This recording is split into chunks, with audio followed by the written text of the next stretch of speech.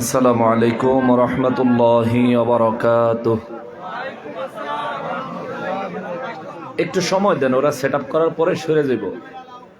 তোমরা সেট করে দিয়ে সরে যাও, হ্যাঁ, যাতে মুসল্লিদের অসুবিধা না হয়। আমার মাহফিলে তো ক্যামেরা আরো থাকে, আজকে তো কম। হ্যাঁ, আচ্ছা থাক, করো করো, ওদেরটা ওদের কাজ করতে দেন। এই বসো, ওরা করুক ওদের মতো, ওরা কাজ শেষ করে সরে যাব।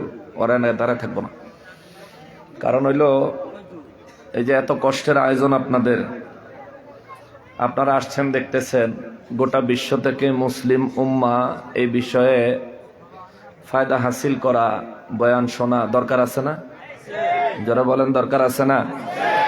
তো ওরা এটা করবে। দেখা গেছে মাহফিল করছেন আপনারা নবীগঞ্জে, আমেরিকার মানুষ আমেরিকা বসে আপনাদের মাহফিলটা দেখতে পারবে। তো তাদেরকে একটু সুযোগ দিতে হইব, একটু সুযোগ দেন, ওরা রেডি করে দিয়ে সরে যাবো ইনশাআল্লাহ। আসসালাতু ওয়াসসালামু আলাইকা ইয়া রাসূলুল্লাহ, আসসালাতু ওয়াসসালামু আলাইকা ইয়া হাবিবাল্লাহ,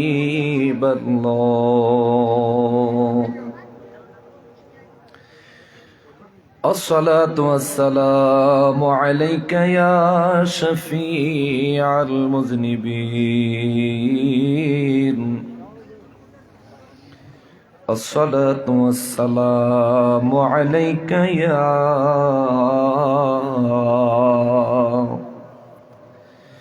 রাহমাতাল লিল আলামিন। বাস। আলহামদুলিল্লাহ,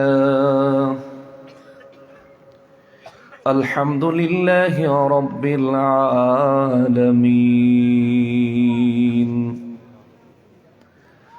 ওয়াল আকিবাতু লিল মুত্তাকিন,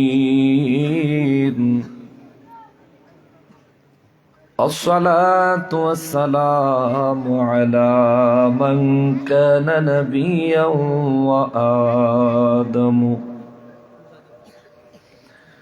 وآدم بين الماء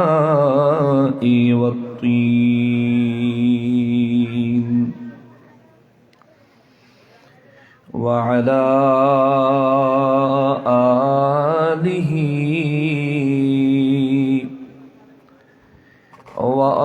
وأصحابه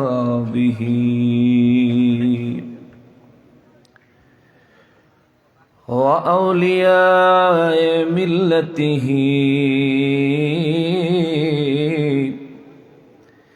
وعلماء أهل سنته أجمعين.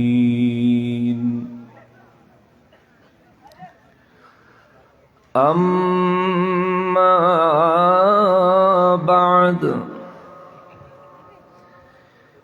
فأعوذ بالله من الشيطان الرجيم.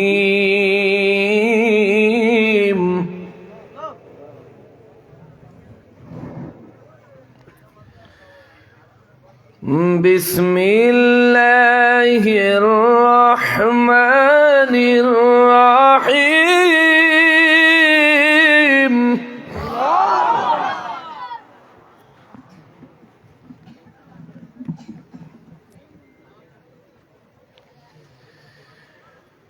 قتل الإنسان ما أكفره،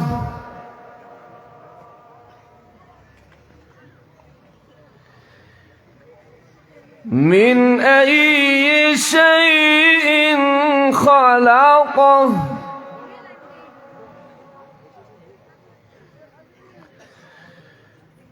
من نطفة خلقه فقدره،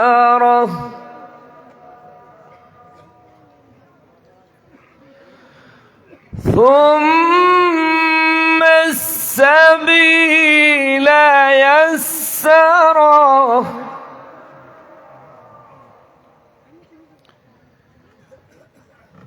ثم أماته فأقبره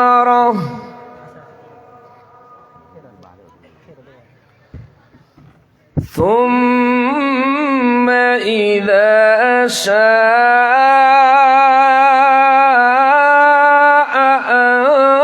أنشره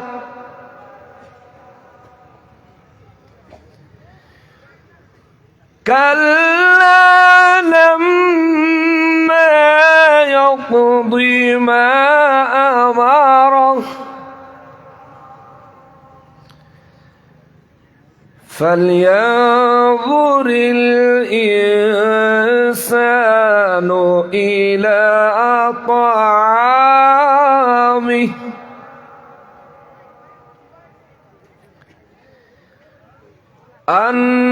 أنا صببنا الماء صبا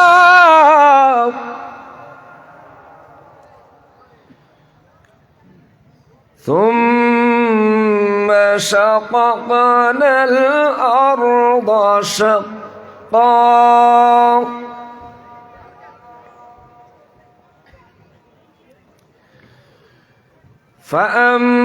فأنبتنا فيها حبا وعنبا وقضبا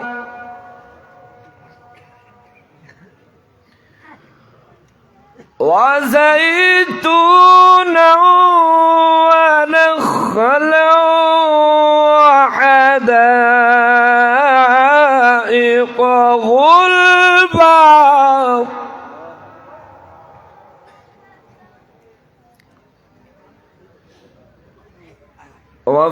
وفاكهة وأبا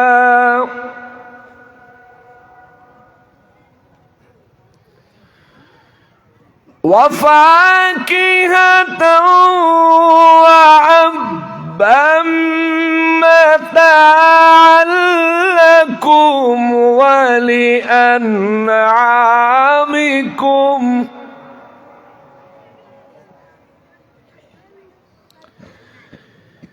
فإذا جاءت الصاخة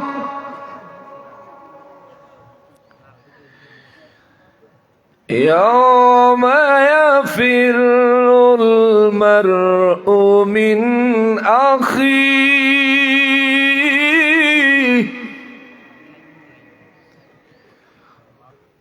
وأمه وأبيه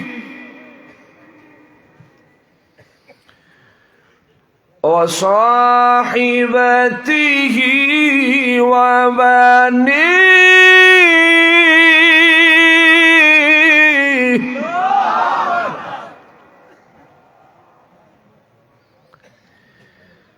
لكل امرئ منهم يومئذ شأن يغنيه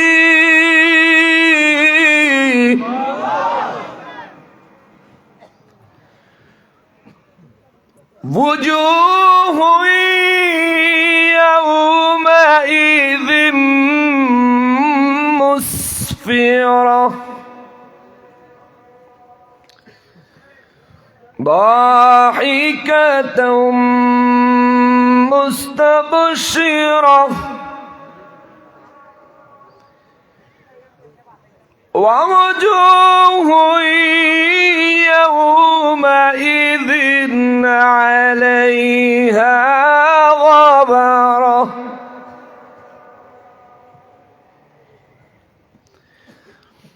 ترهقها قترة أولئك هم الكفرة الفجرة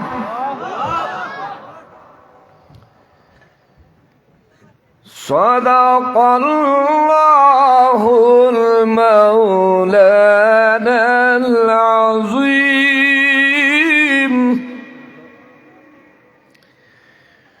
وصدق رسوله النبي الحبيب الكريم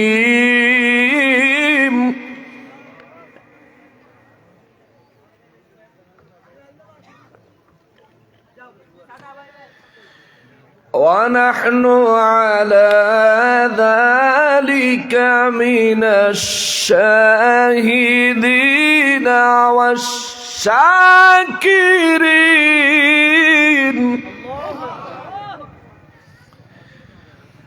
والحمد لله رب العالمين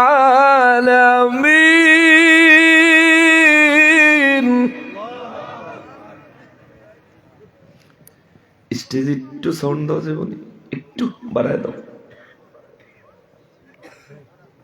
4 সেকেন্ড স্টেজে একটু সাউন্ড দাও স্টেজ অল্প একটু বেশি না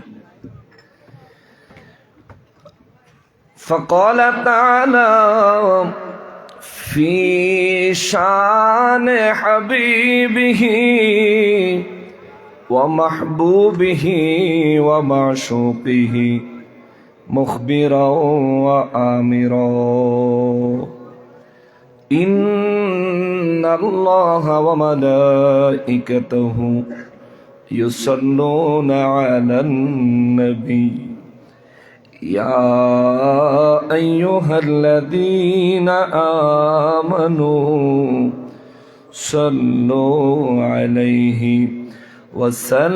وسلموا تسليما اللهم صل على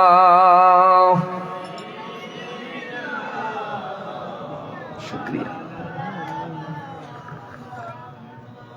وعلى آل سيدنا مولانا محمد جور جور اللهم صل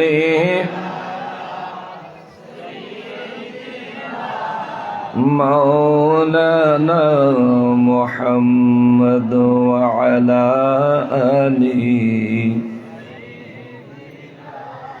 مولانا তৌফিক দিও গো আল্লাহ গুনাহ হইতে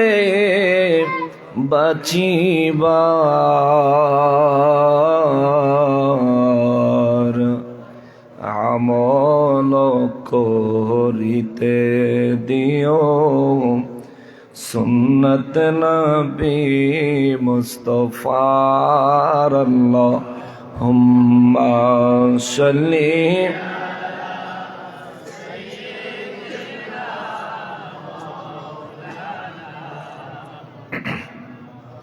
ওয়া আলা আলিহি সাইয়্যিদ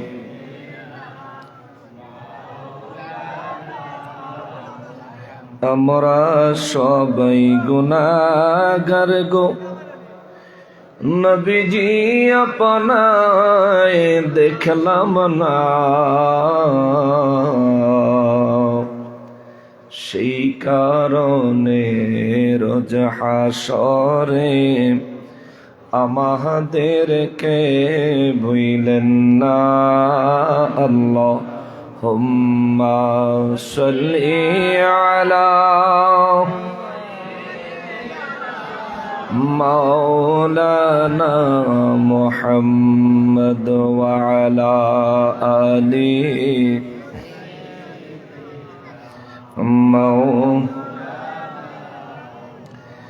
গুনাহগারের গুনাহ ঝরে নবী দুরুদে আপনার গুনাহগারের গুনা ঝরে নবী দরুদে আপনার রোজ হাসরে পার করিবেন রোজ হাসরে পার করিবেন উম্মত গুনাহগার নবীজি আল্লাহ আল্লাহ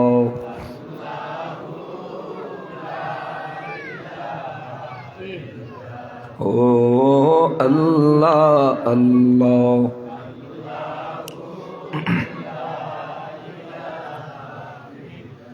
মৌতের তুফান আসবে যখন নবী গো আমার মৌতের তুফান আসবে যখন নবী গো আমার দয়া করে দেখাইয়েন দয়া করে চেহারায়ে আনোয়ার নবীজি আল্লাহ আল্লাহ লা ইলাহা হো আল্লাহ আল্লাহ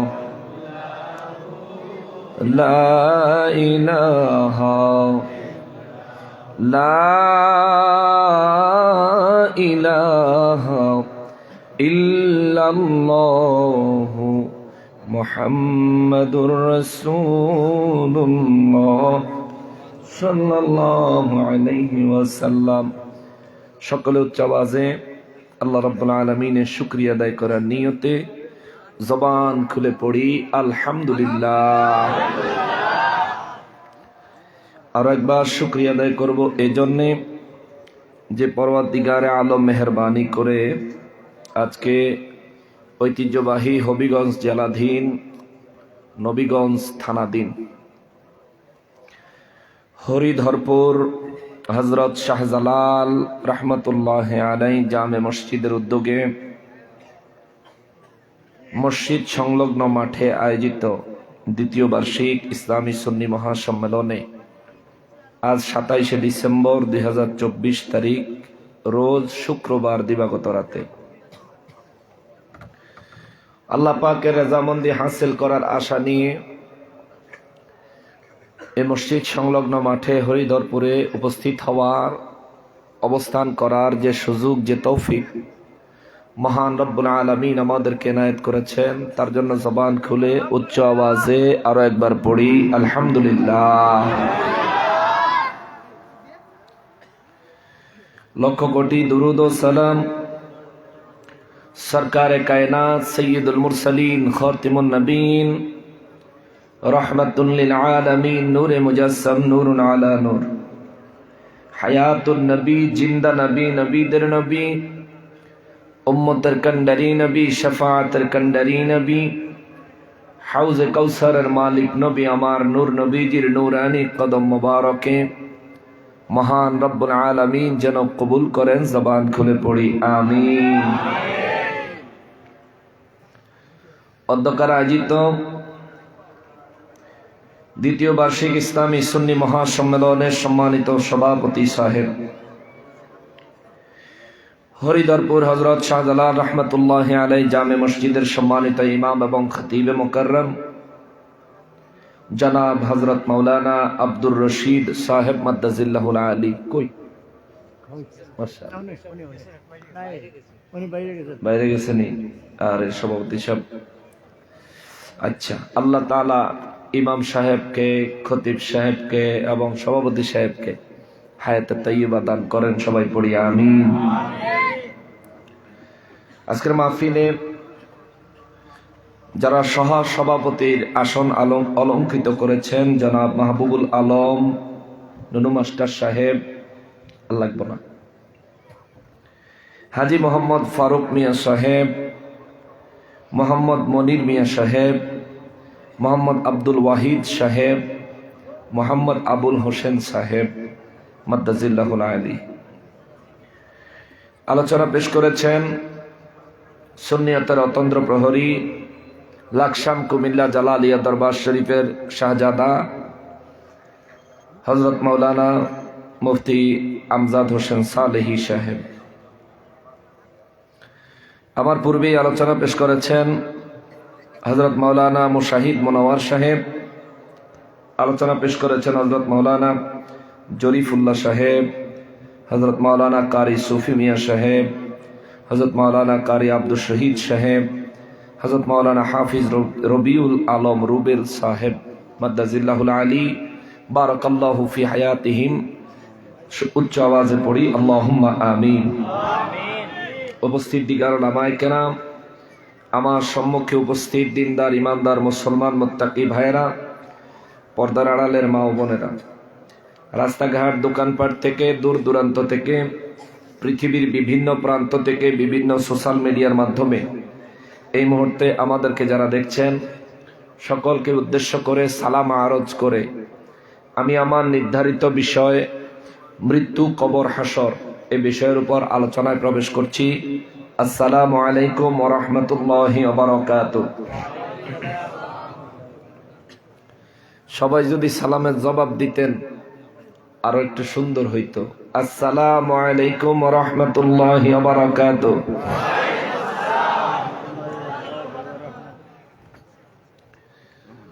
সম্মানিত হাজিরিন, মৃত্যু, কবর, হাসর, এখানে তিনটা বিষয়। একটা টপিকের উপর কথা বললে আজকের রাতে হবে না, তার মধ্যে তিনটা বিষয় যেহেতু উঠে আসছে, আমি তিনটা বিষয়ে হালকা হালকা করে আপনাদেরকে টাচ দিতে পারবো।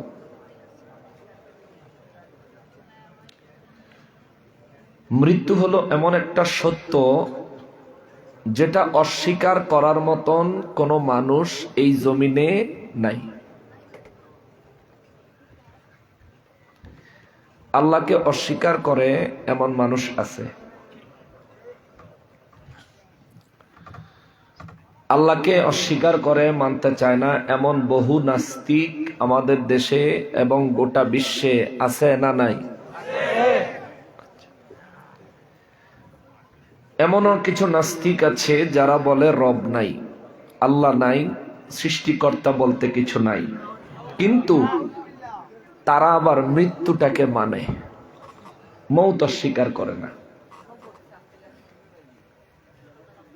মৃত্যু একটা চিরন্তন সত্য বিষয়। এই প্যান্ডেলের ভিতরে যারা আছেন, স্টেজে আমরা যারা আছি, ডান পাশে যারা আছেন, স্টেজের পিছনে যারা কথা কইতাছে, আমরা সবাই বাড়িঘর থেকে যারা শুনছেন, কোন একজন মানুষ এমন আছেন যে মৃত্যুবরণ করা লাগবে না? আছেন? নাই। মউত সম্পর্কে আল্লাহ তাআলা সূরা আলে ইমরানে বলেন, বিসমিল্লাহির রহমানির রহিম, কুল্লু নাফসিন যায়িকাতুল মাউত। আওয়াজ করে বলেন আল্লাহু আকবার। সূরা আলে ইমরানে মহান রব্বুল আলামিন বলেন, যতগুলো আত্মা আমি আল্লাহ সৃষ্টি করেছি, যতগুলো নফস আমি আল্লাহ বানাইছি, প্রত্যেকটা নফসের জন্য আমি রব্বুল আলামিন মৃত্যু নামক পরিণামটা বাধ্যতামূলক করেছি, অবশ্যম্ভাবী করেছি। কুল্লু নাফসিন, প্রত্যেকটা নফসকে, প্রত্যেকটা আত্মাকে, যায়িকাতুল মাউত, আল্লাহ বলেন মৃত্যুর স্বাদ গ্রহণ করতেই হবে। চিৎকার দিয়া বলেন আল্লাহু আকবার। মৃত্যুবরণ করাই লাগবে, অস্বীকার করার কোনো সুযোগ নাই। আল্লাহর রাসূলদেরকে অস্বীকার করে নেওয়ালা আছে, আল্লাহর কালাম কোরআনুল কারীমকে আল্লাহ পাকের মহাবাণী অস্বীকার করার মানুষ জমিনে আছে। সমস্ত সৃষ্টি মহান রব্বুল আলামিন সৃষ্টি করেছেন। সমস্ত সৃষ্টির পরিচালনার ভার খোদ রব্বুল আলামিন নিজে বহন করতেছেন। এই কথার উপর বিশ্বাস করে না এমন মানুষও আছে, কিন্তু মৃত্যু স্বীকার করে না এমন কোন মানুষ নাই। স্বীকার না করেওয়ালা মানুষ আদম নবী থেকে আজ পর্যন্ত একজনও পাওয়া যায় নাই।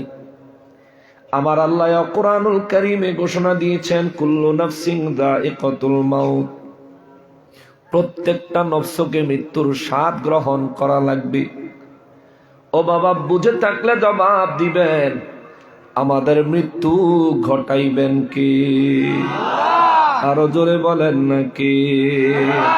এটা সত্য না মিথ্যা? মৃত্যুর পরের জীবন কবর। নাস্তিকরা মনে করে মৃত্যুই শেষ, মৃত্যুর পরে আর কিছু নাই। মৃত্যুর পরে মানুষ ধ্বংস হয়ে যায়, বরবাদ হয়ে যায়। মৃত্যুর পরে পুনরায় জীবিত হওয়া। ফেরেশতাদের কাছে কবরের প্রশ্নের জবাব দেওয়া, কবর থেকে পুনরায় উঠে হাসরের ময়দানে হাজির হওয়া, কবরে এবং হাসরে মানুষের জন্য জান্নাত জাহান্নামের ফয়সালা হওয়া। নাস্তিকরা এই বিষয়গুলোকে সত্য হিসেবে মানে না, তারা মানতে চায় না। এই জন্যে আমি খুতবার মধ্যে সূরা আবাসা থেকে কুরআনুল কারীমের ৮০ নম্বর সূরা, সূরা আবাসার ১৭ নম্বর আয়াতে কারিমা থেকে আরম্ভ করে শেষ পর্যন্ত তেলাওয়াত করেছি। আমার আল্লাহ এই জায়গায় বিশ্ববাসীকে কিছু কথা বলেছেন, কিছু বয়ান করেছেন, এমন বিশ্ববাসী যেন মৌতকে ভুলে না যায়, বিশ্ববাসী যেন কবরকে ভুলে না যায়, বিশ্ববাসী যেন হাসরের পরিণামের কথা ভুলে না যায়। এই জন্য আমার আল্লাহ সূরা আবাসার মধ্যে অনেক লম্বা আলোচনা করেছেন। চিৎকার দিয়ে বলেন আল্লাহু আকবার। মুসলমানেরা রে, আমার প্যারা নবীর উম্মতেরা রে, সূরা আবাসা কুরআনুল কারীমের ৮০ নম্বর সূরা। আবাসা শব্দের অর্থ হলো ভ্রু কুচকানো। ভ্রু কুচকানো। মানুষের যখন রাগ হয় মুখটা কালা করে, মুখ কালা করলে ভ্রু কুচকায় না? কুচকায় যায় না বাবা? আপনারা যদি রাগ করেন চেহারার ভ্রু কি কুচকায়া যাবে না? নিঃসন্দেহে কুচকায়া যাবে। আল্লাহ এই ভ্রু কুচকানো সম্পর্কে একটা সূরা নাজিল করলেন কুরআনুল কারীমে, সূরা আবাসা। এই সূরা ভ্রু কুচকানো সম্পর্কে আল্লাহ কেন নাজিল করলেন, নাজিলের কারণটা বলি, তারপর ১৭ নম্বর আয়াতে কারিমা থেকে আলোচনা আপনাদেরকে শোনাবো। আমি জানি সিলেটের মানুষ, আমি জানি হবিগঞ্জের মানুষ, আমি জানি নবীগঞ্জের মানুষেরা আল্লাহর কোরআন অত্যন্ত দিল লাগাইয়া মন লাগাইয়া শোনে। কেননা এই জীবনে যত জায়গায় যতবার এই সিলেট, বৃহত্তর সিলেট অঞ্চলে কোরআন সুন্নাহর মাহফিল করেছি, এই এলাকার মানুষগুলার মতো কোরআনের বয়ান এত মনোযোগ দিয়া শোনার শ্রোতা আমি সারা বাংলাদেশে খুব কম পাইছি। সুবহানাল্লাহ, কম, খুব কম পাইছি, এটা সত্যি কথা। সূরা আবাসা কুরআনুল কারীমের ৮০ নম্বর সূরা, যার অর্থ হলো ভ্রু কুচকানো। এই সূরা আমার আল্লাহ কেন নাজিল করলেন? এই সূরাটা মক্কা মুআজ্জামায় নাজিল হয়েছে। আমার নবী রাহমাতুল লিল আলামিন ইসলামের প্রাথমিক যুগে যখন দ্বীনের দাওয়াত মানুষকে দেয়, প্রশ্নের কোনো শেষ নাই, প্রশ্নের কোনো সীমা নাই। মানুষ বারবার নবীজিকে প্রশ্ন করে। কাফের বেঈমানেরা নবীকে প্রশ্নের বানে ঠেকায়া আমার নবীকে অসম্মান করার জন্য বারবার ফাঁদ পাতে।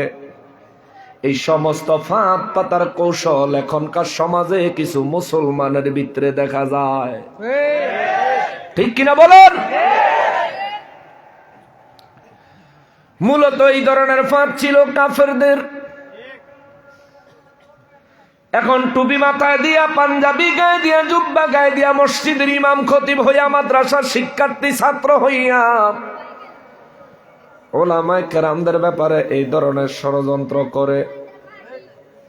একজন আলেম, পুরা সমাজের সব মানুষ একত্রিত হয়ে সিদ্ধান্ত নিয়ে একজন আলেম দাওয়াত দিলি, ওই আলেম যেন ওই মাহফিলে না আসতে পারে, বিভিন্ন চক্রান্ত সমাজে আছে না না?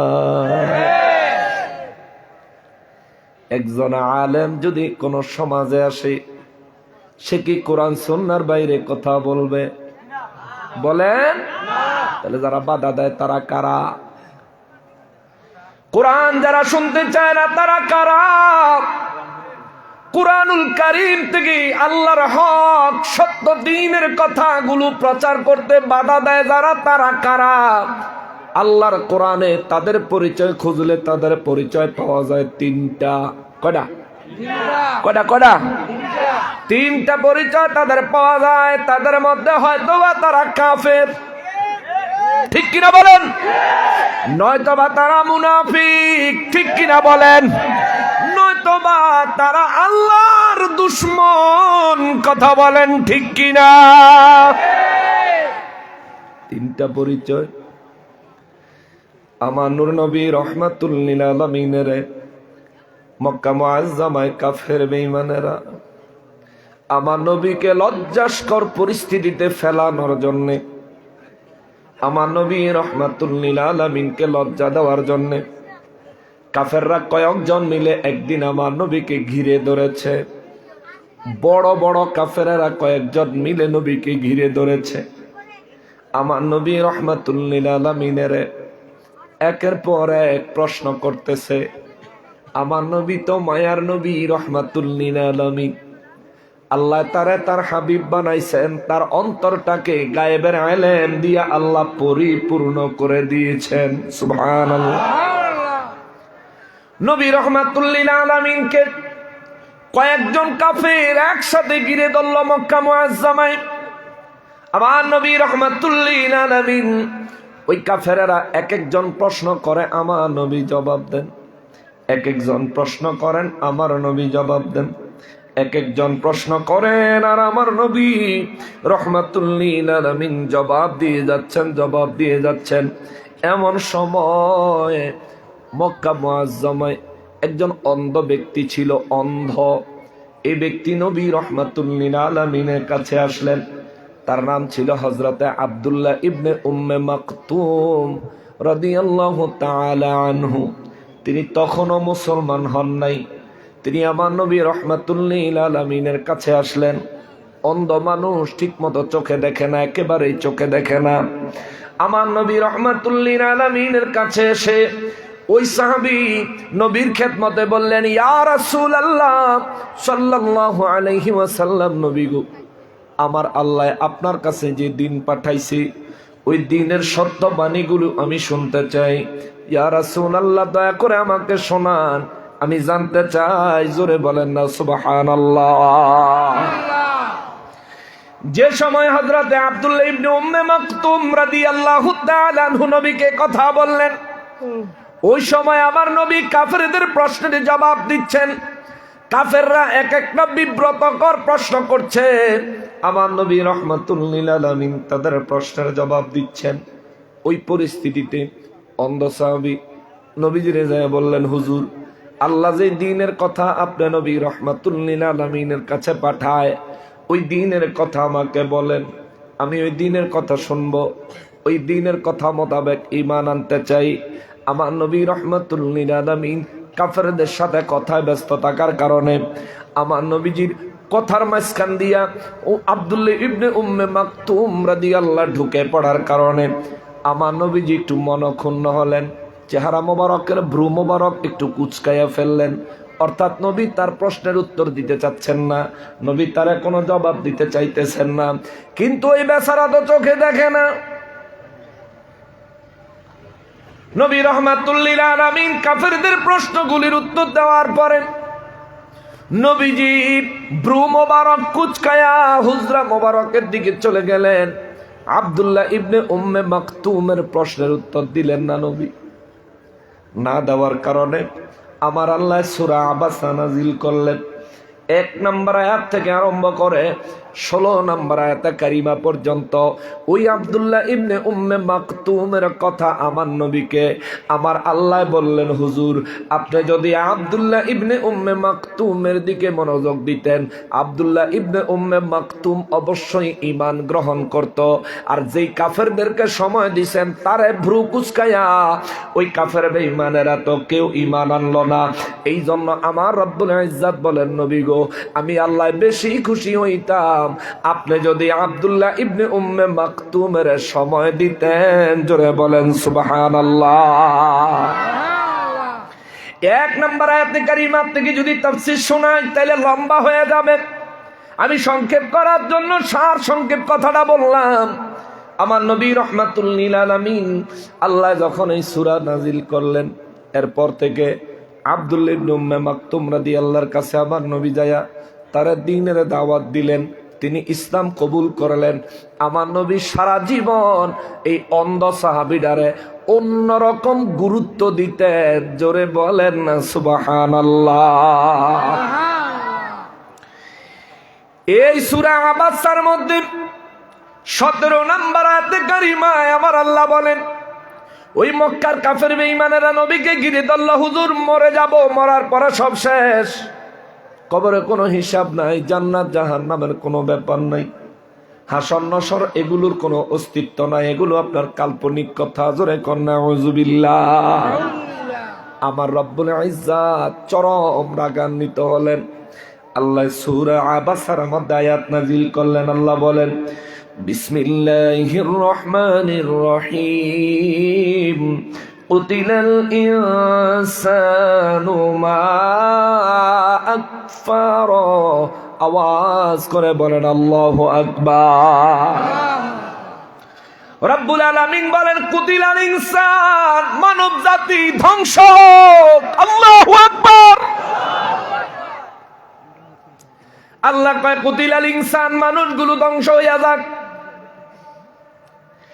মা আকফারা, যারা নাকি পরকাল অস্বীকার করেছে, যারা নাকি পুনরায় জীবিত হইতে হবে অস্বীকার করেছে, কবরে প্রশ্নের জবাব দিতে হবে নবীজি তাদেরকে জানানোর পরেও যারা অস্বীকার করেছে, হাসরের ময়দানে দাঁড়ায় আমি আল্লাহর সামনে হিসাব দেওয়া লাগবে, এই কথাগুলো যারা অস্বীকার করেছে, আল্লাহ কয় কুতিলাল ইনসান, তারা ওই মানুষগুলো ধ্বংস হয়ে যাক, ওই মানুষগুলো ধ্বংস হয়ে যাক, ওই মানুষগুলো ধ্বংস হয়ে যাক। আমার আল্লাহ তাদের উপর লানত দিছে। জোরে বলেন আল্লাহু আকবার। আমরা মৃত্যু মানিনি, আমরা মৃত্যু মানি কি মানি না, কবরের জিন্দিগি মানি কি মানি না, হাসরের জিন্দিগি মানি কি মানি না। জোরে বলেন মানি কি মানি না, জোরে বলেন মানি কি মানি না। হাসরের ময়দানে আমাদের বিচার করবেন কে? আমাদেরকে জান্নাতি জাহান্নামী ঘোষণা দিবেন কে? হাসরের ময়দানে ইচ্ছা করলে আমাদেরকে ক্ষমা করে জান্নাতি সৌভাগ্যবান বানাইতে পারেন কে? হে মুসলমান, মওতের কথা স্মরণ রাখবেন। আমার নবী রাহমাতুল লিল আলামিন বলেন, আমার উম্মতের মধ্যে কোনো ব্যক্তি যদি সকাল সন্ধ্যায় মৃত্যুর কথা স্মরণ করে, মিনহা খলাকনাকুম ওয়া ফিহা নুঈদুকুম ওয়া মিনহা নুখরিজুকুম তারাতান উখরা। আওয়াজ করে বলেন আল্লাহু আকবার। এই দোয়া পারেননি? এই দোয়া পারেননি? আপনার এলাকায় লোক মারা গেলে দাফন করেন না? দাফন করার সময় এই দোয়া পড়ে পড়ে মাটি দেন না কবরে? দেন না বাবা? জোরে বলেন দেন না? নবী বলেন সকালে ফজরের পরে রাতের বেলা বিছানায় ঘুমাইতে গেলে এই যেই ব্যক্তি মৌতের কথা স্মরণ করে দৈনিক 20 বার, সকালে 20 বার, সন্ধ্যায় 20 বার এই দোয়াটা পড়বে রে, ওই দিনে যদি ওই ব্যক্তির মৃত্যু হয় আমার আল্লাহ তার ওই দিনের সমস্ত গুনাহগুলি স্পেশাল ভাবে মাফ করে দিবেন। সুবহানাল্লাহ। ওই দিনে মৌত হলে তার ঈমানের সাথে মৃত্যুবরণ করার সম্ভাবনা বেশি। জোরে বলেন সুবহানাল্লাহ। কয়বার? কয়বার পড়বেন নি? পড়েন না, বলব মরণ লাগবো তো নাকি? কয় বছর পরে?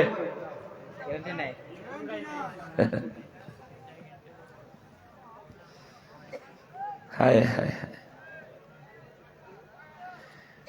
মুসলমান, মুসলমানেরা রে, আমার প্যারা নবীর উম্মতেরা রে, রব্বুল আলামিন বলেন কুতিলাল ইনসান, ধ্বংস হোক ওই সমস্ত মানুষগুলি। অথচ মানুষ বানাইছেন কে? আল্লাহ। অনেক মায়া কইরা বানাইছে। বিশ্বাস করেন অনেক মায়া করে আল্লাহ মানুষ বানাইছেন। ফেরেশতারা মানা করছে, আল্লাহ কয় তোমাদেরকে জিজ্ঞেস করি নাই বানাবো না কি বানাইতাম না? আমি তোমাদের কাছে অনুমতি চাই নাই বানাবো কি বানাবো না।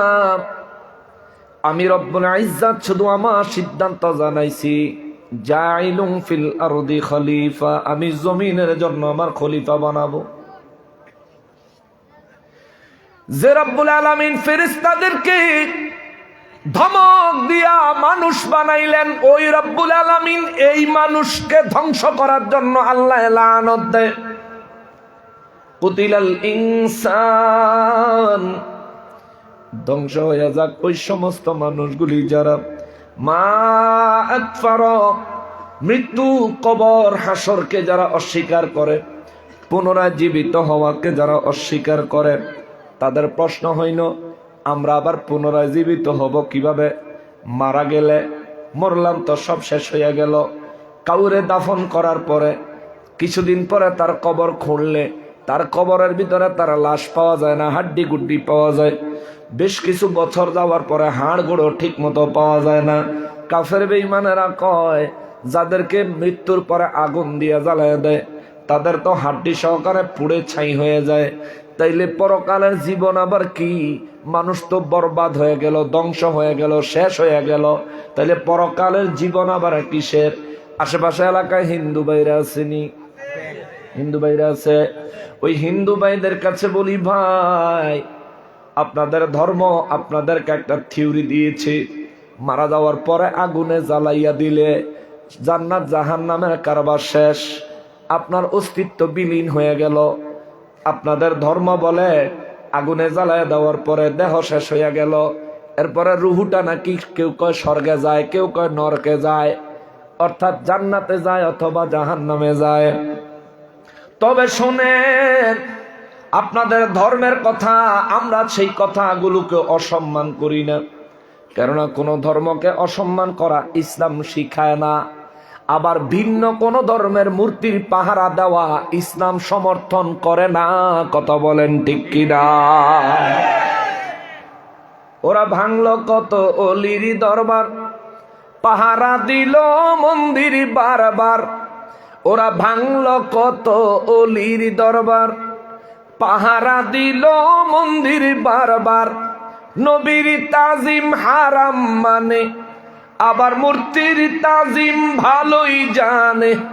ঠিক না? নবীর তাজিম করে না, দাঁড়ায় সালাম দিতে চায় না। তা আমার আগের হুজুর লিল্লাহে তাকবীর আইয়ে, কিন্তু নারে রিসালাত আইয়ে না, ঠেইল্লা আনন্দ লাগে। বুঝছেন না? ওরে নবীর তাজিম হারাম মানে, মূর্তির তাজিম ভালোই জানে। আবার গীতা পড়লো কি মধুর, চোরের গোষ্ঠী চোরের মেলা মিলাইছিল মুর্শিদপুর। ওরে জাতির কাছে প্রমাণ আছে, ওরে জাতির কাছে প্রমাণ আছে, ওহাবিরা গরু চোর। ঠিক কিনা বলেন? চোরের গোষ্ঠী চোরের মেলা মিলাইছিল মুর্শিদপুর। ওরে অবাক হলাম ইমাম দেখে বালিশার তরকারি চোর সে, অবাক হলাম ইমাম দেখে। ওরে বালিশার তরকারি চোর সে, অবাক হলাম আরেক ইমাম দেখে। মসজিদ ঘরে বাসর করেছে সে। ঠিক কিনা বলেন? এটা নতুন, একবারে নতুন, টাটকা, একদম তাজা ঘটনা। এরাই মূর্তির পাহারা দিছে, আল্লাহর অলিদের দরবার ভাঙচুর করছে। এদেরকে আল্লাহ কি পরিমাণ লাঞ্ছনা আর অপমানের মুখোমুখি করছে, কথা কোন ঠিক কিনা? এদের আকল থাকলে তওবা করব, পরিবর্তন হবে। ওরে অবাক হলাম ইমাম দেখে বালিশার তরকারি চোর সে, চুরি করে শুকর আদায়। চুরি করে আবার আলহামদুলিল্লাহ করে।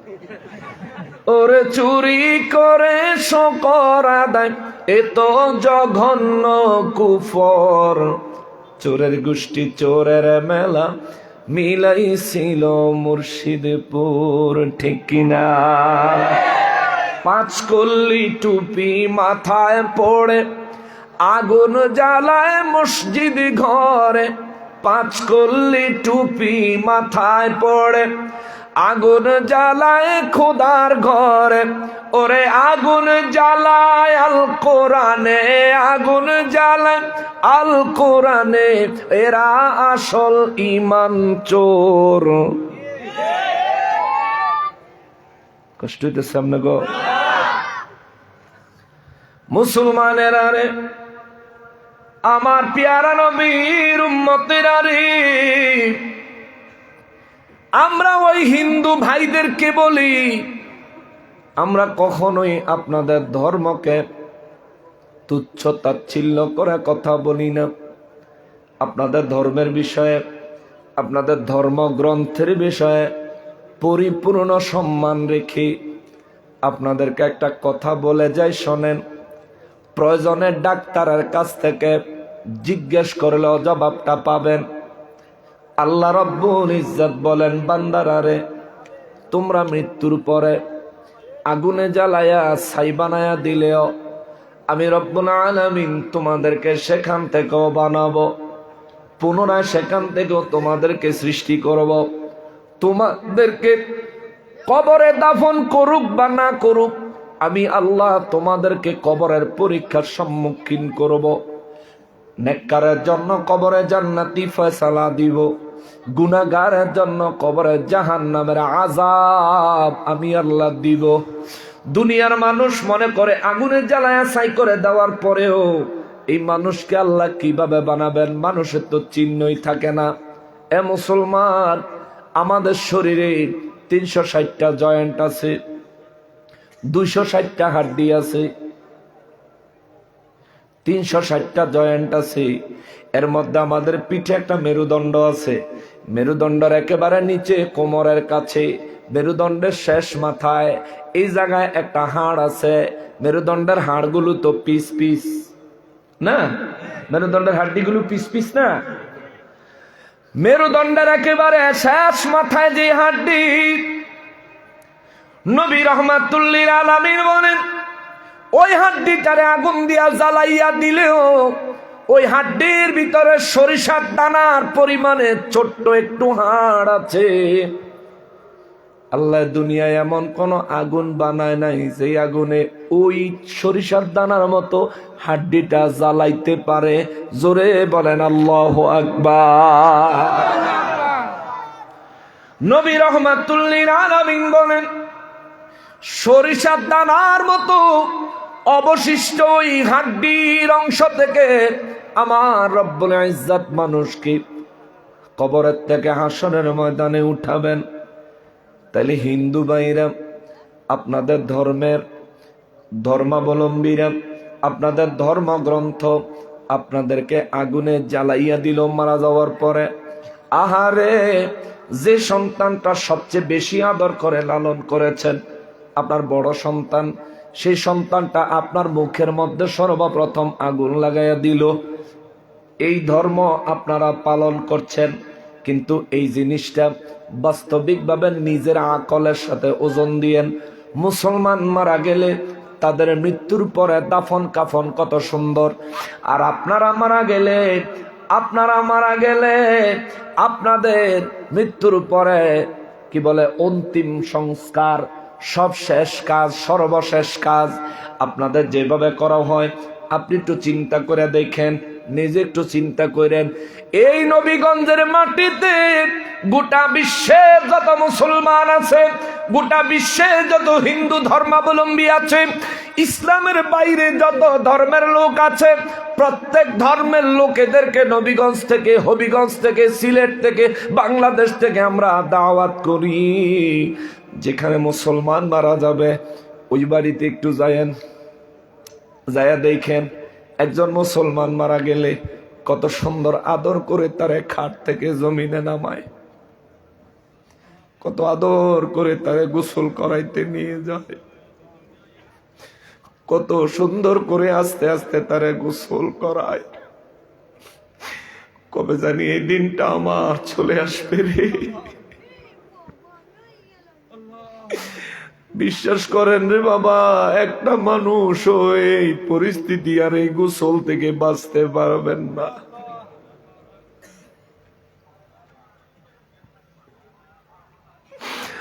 মুসলমানের বাড়ি যা দেখেন,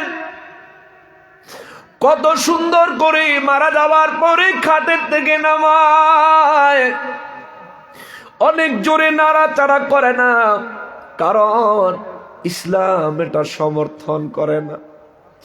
ইসলাম এমন একটা ধর্ম, মৃত ব্যক্তিকেও সম্মান দেয়, মৃত ব্যক্তিরও অধিকার আছে, ইসলাম তা বাস্তবায়ন করে। জোরে বলেন সুবহানাল্লাহ। মারা যাওয়ার পরে খাটে থেকে নামায়া দিবে, সেখান থেকে কত যত্ন সহকারে গোসলের জায়গায় নিয়ে যাবে। গোসলটা যে দিবে ঠান্ডা পানি দিয়া না, একটু কুসুম কুসুম গরম পানি দিয়া গোসলটা দিবে। শরীরের মধ্যে সাবান লাগায়া অতিরিক্ত জোরে শরীরে ঘষা দিবে না, বড়ই পাতার গরম জল দিয়া, ওরে বড়ই পাতার গরম পানি দিয়া মুসলমানের গোসল দিবে।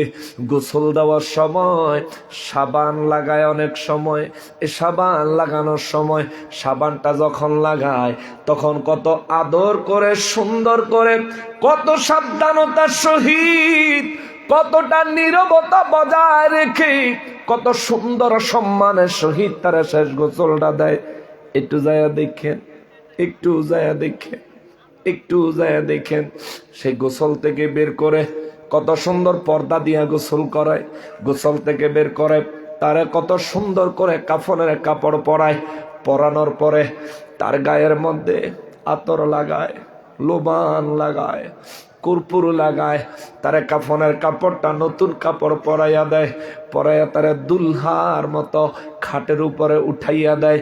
উঠায়া জানাজার মাঠে চার দিক থেকে যখন মানুষ কাঁধে করে জানাজার ময়দানে নিয়ে যায়, ওই জায়গাতে দেখবেন প্রত্যেকটা মুসলমান এই ব্যক্তির জন্য অন্তরে দুঃখিত হয়, অন্তর থেকে আক্ষেপ করে, হায় হায় চলে গেছে, কবে জানি আমার যাওয়া লাগে।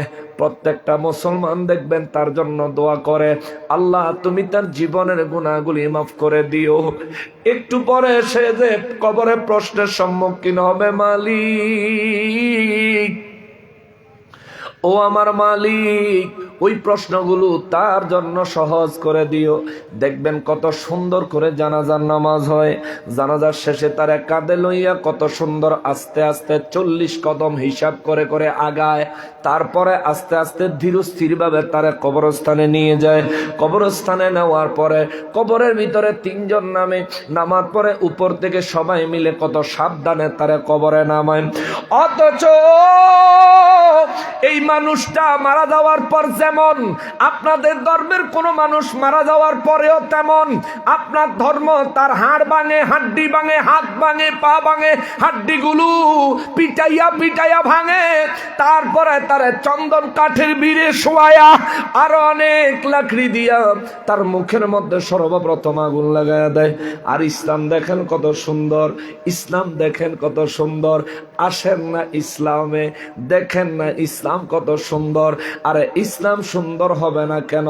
আপনাদের ধর্ম বানাইছে কোনো না কোনো মানুষ, আর ইসলামের বিধি বিধান নির্মাণ করেছেন কে? আরো জোরে বলেন কে? যে আল্লাহ আপনাকে বানাইছে ওই আল্লাহ ইসলামের ধর্ম দিয়েছেন। যে আল্লাহ আমার এত নিখুঁত ভাবে বানাইছে ওই আল্লাহ ইসলাম ধর্ম জমিনে দিয়েছেন। যে আল্লাহ আমারে মায়া করে বানাইছে ওই আল্লাহ আমার মৌতের পরেও মায়া ভালোবাসার জায়গা রাখছে। যেদিন আমি মরে যাব নড়াচড়ার কোনো খবর নাই, নড়াচড়ার ক্ষমতা নাই। কেউ যদি আমারে অত্যাচার করে আমি তারে বাধা দেওয়ার মতো ক্ষমতা আমার মৃত্যুর পরে থাকতো না। কিন্তু ইসলাম কয় খবরদার, জোরে নাড়া দিবা না, জোরে নাড়া দিবা না। ধীর স্থির ভাবে আস্তে আস্তে সুন্দরভাবে শান্তভাবে তার জন্য সমস্ত কাজের ব্যবস্থা করো। নবী রহমাতুল্লিল আলামিন বলেন, নূর নবী রহমাতুল্লিল আলামিন বলেন, কবরের মধ্যে শোয়াইয়া দেওয়ার সময় রে, যখন মানুষগুলি তারে কবরে নামানোর সময় যখন মানুষগুলি বলে ওঠে বিসমিল্লাহি ওয়া আলা মিল্লাতি রাসূলিল্লাহ, এই কথা বলে মানুষ যখন আমার উম্মতকে কবরে নামায়া দেয়, যে আমি নবীর সাথে ভালোবাসার সম্পর্ক স্থাপন করতে পেরেছে, নবী বলেন আমি মদিনা মুনাওয়ারা থেকে আমার উম্মতের মাথার নিচে আমার হাত মোবারক বাড়ায়া দেই। ওরে দয়ালো নবী প্রেমের ছবি আর আসবে না জগতে, আমার দয়ালো নবী প্রেমের ছবি আর আসবে না। নবী উম্মতের কান্ডারি 17 দিশারি শাফাআত করিবেন নবী হাসরে।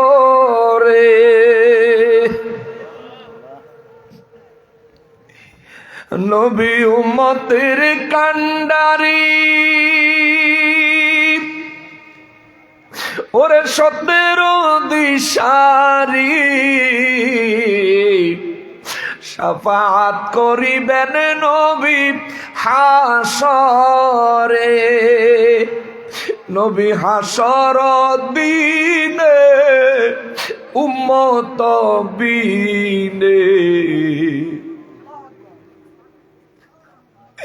নবী হাসর দিনে উম্মত বিনে যাবেন না নবীজি বেহেশতে, আর আসবেন না জগতে আমার দয়াল নবী প্রেমের, আর আসবেন না। নবীর 63 সাল জিন্দিগি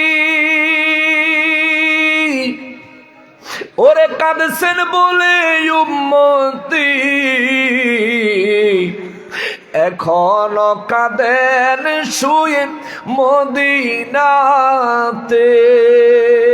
ইয়া রাসূলুল্লাহ,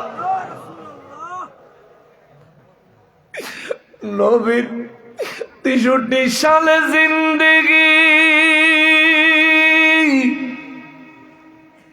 ওরে কাঁদছেন বলে উম্মতি, এখনো কাঁদেন শুয়ে মদিনাতে। নবী উম্মতের লাগিয়া পাগল হইয়া, নবী উম্মতের লাগিয়া পাগল হইয়া কান্দেন নবী দিনে রাতে রে, আর আসবেন না জগতে আমার দয়াল নবী, প্রেমের ছবি আর আসবেন না জগতে আমার দয়াল নবী, প্রেমের ছবি আর আসবেন।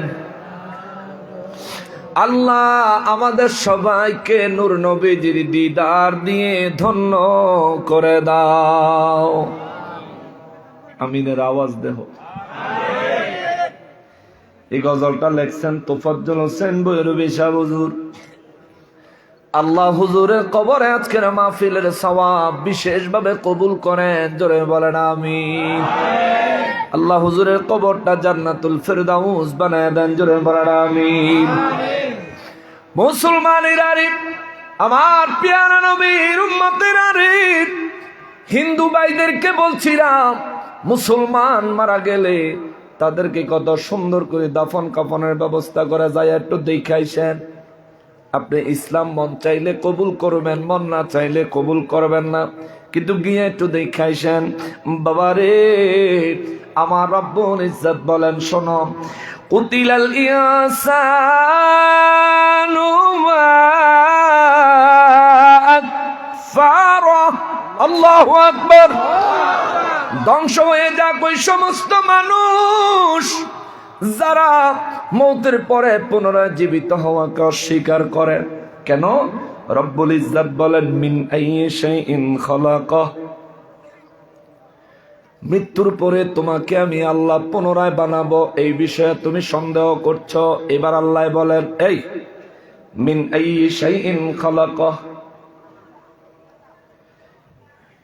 তুমি কি জানো আমি আল্লাহ তোমারে কোন বস্তুর থেকে বানাইছি?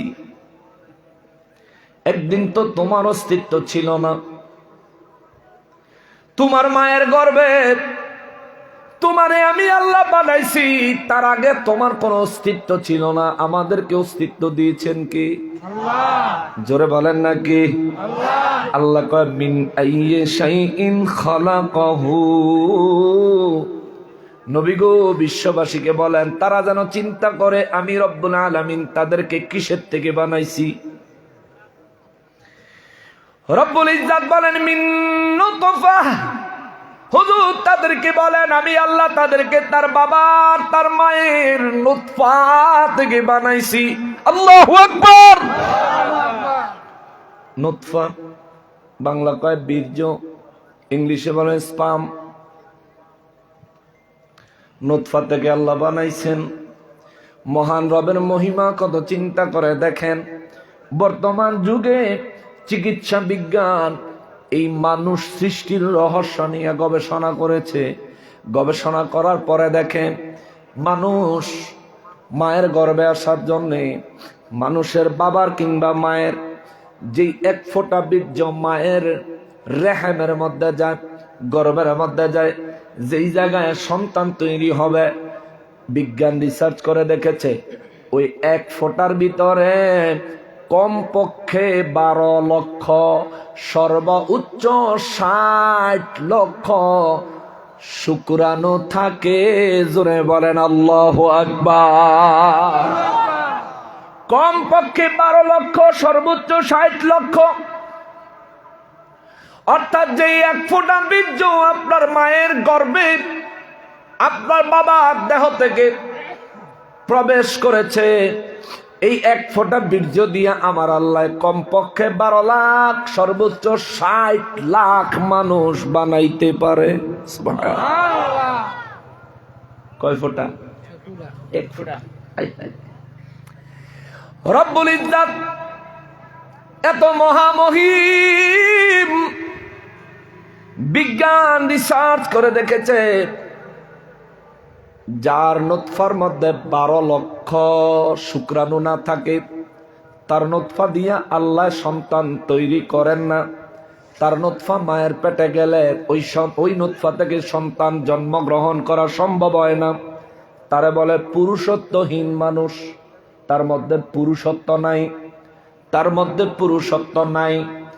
এ মুসলমান, বিজ্ঞান রিসার্চ করে দেখেছে কোন মায়ের গর্ভে যখন এক ফোঁটা যায়, যাওয়ার পরে তার মধ্যে কমপক্ষে 12 লক্ষ সর্বোচ্চ 60 লক্ষ নুতফা থাকে। নবী রাহমাতুল লিল আলামিনের ফর্মুলা, আল্লাহ রাব্বুল ইজ্জতের ওহী মোতাবেক বিজ্ঞান রিসার্চ করে দেখে এই এক ফোঁটার এই 60 লক্ষ শুক্রাণুর সাথে যুদ্ধ শুরু হয়।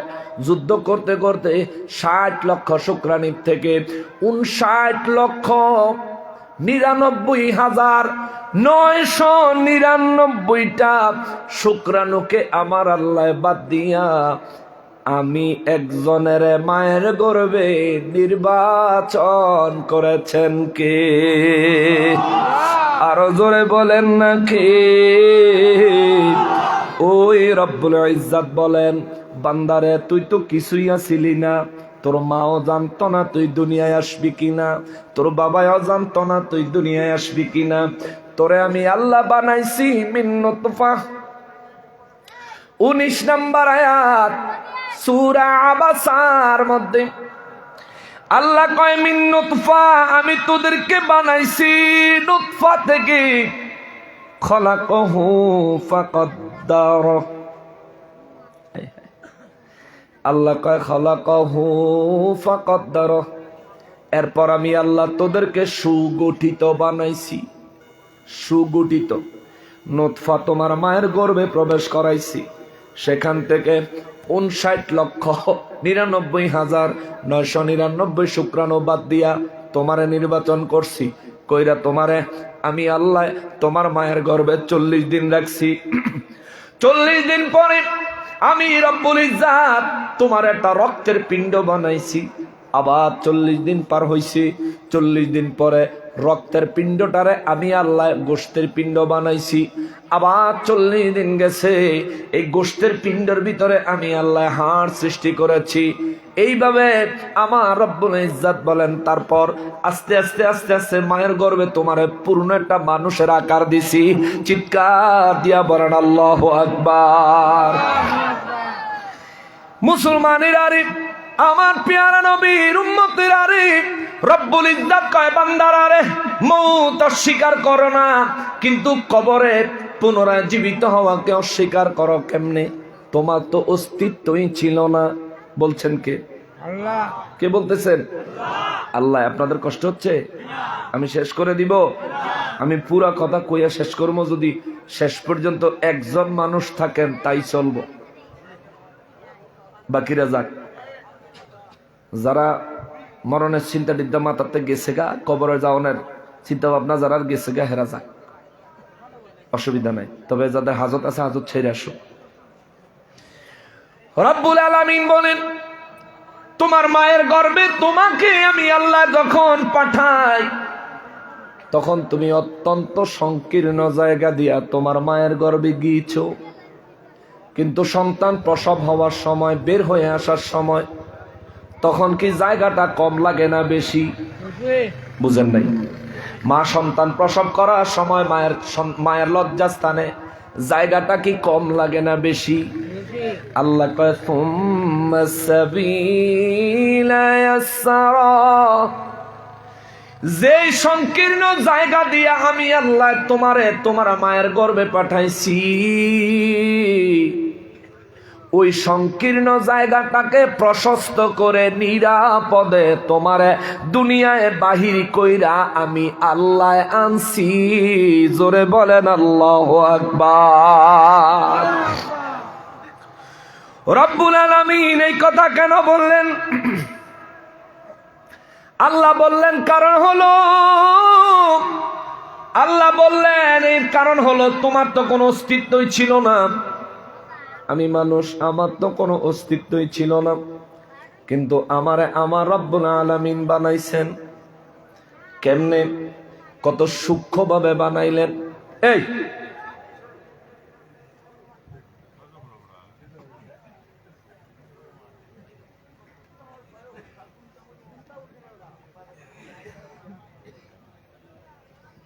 কোরআন শরীফের তো ওয়াজ করতেছি, ভালো লাগতেছে না এত। বড় মরবি তো, মরণ তো লাগবো, তুইও মরবি আমিও মরবো। কালকে মাহফিল করলাম ইয়েতে জগন্নাথপুরে, সুনামগঞ্জ জগন্নাথপুর। যে ছেলেরা আয়োজন করছে, যারা দাওয়াত দিছে, ওদের মধ্যে একজন ছেলে কয়, হুজুর আমার একটা বন্ধু আছিল, আমার সবচেয়ে প্রিয় বন্ধু 4 জন আমরা, তার মধ্যে সবচেয়ে প্রিয় বন্ধুদের মধ্যে একজন বন্ধু আছিল ঢাকায় থাকতো, মাহফিলের 1 সপ্তাহ আগে মারা গেছে। ইন্না লিল্লাহি ওয়া ইন্না ইলাইহি রাজিউন। হুজুর মারা যেদিন যাইবো সেদিন আমারে ফোন করে কইছে, তুই ঢাকা কবে আইবি? আইলে আমার লগে দেখা করিস। আমিও কইছি হুজুর ঢাকা যাবো, কিন্তু তার লগে দেখা হওয়ার আগে আমার লগে ফোনে কথাটা কইয়া পরে রাত্রে খবর শুনিতে মারা গেছে। যুবক মানুষ, এই যে ওই যে অচ্চেতে ওর মতনই বয়স ছিল, মারা গেছে।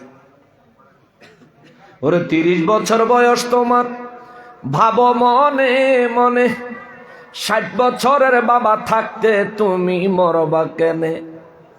ওরে নাই গ্যারান্টি সামনে তুমি, নাই গ্যারান্টি সামনে তুমি বাঁচবে 1 second. Oh my dear friend, ওই বুঝি তোরাইলো ও আরেন। ঠিক কিনা বলেন? জন্মানোর তারিখ ডাক্তার দিতে পারে, কতদিন বাঁচবেন কোনো গ্যারান্টি কোন ডাক্তার দিতে পারে? জন্মানোর পরে ওয়া কইয়া চিৎকার দেওয়ার পরে বহু মানুষ দুনিয়া থেকে বিদায় হয়। জন্মানোর পরে ওয়া শব্দটাও বলতে পারে না, বহু মানুষ দুনিয়া থেকে বিদায় হয়ে যায়।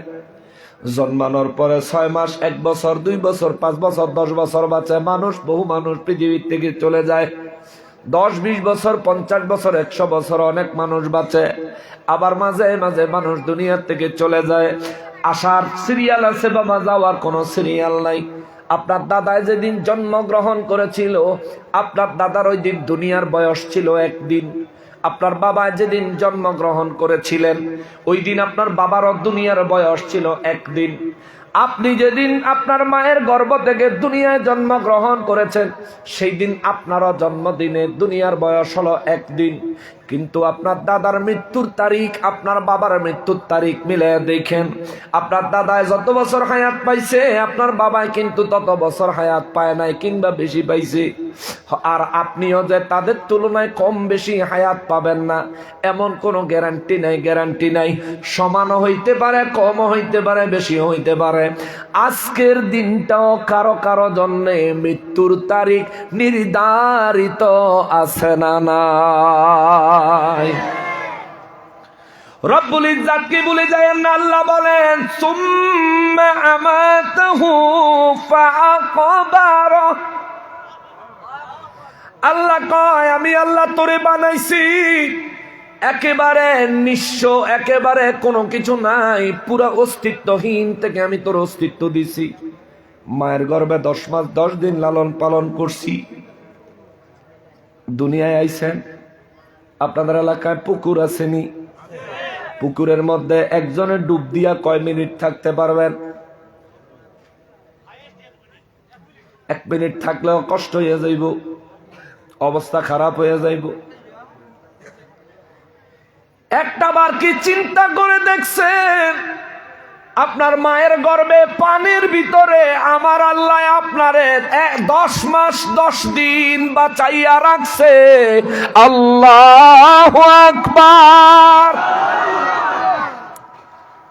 যে সময় নিজের হাতের নিয়ন্ত্রণ নিজের কাছে ছিল না, বুঝতাম না হাতের কেমনে নিয়ন্ত্রণ করা লাগে।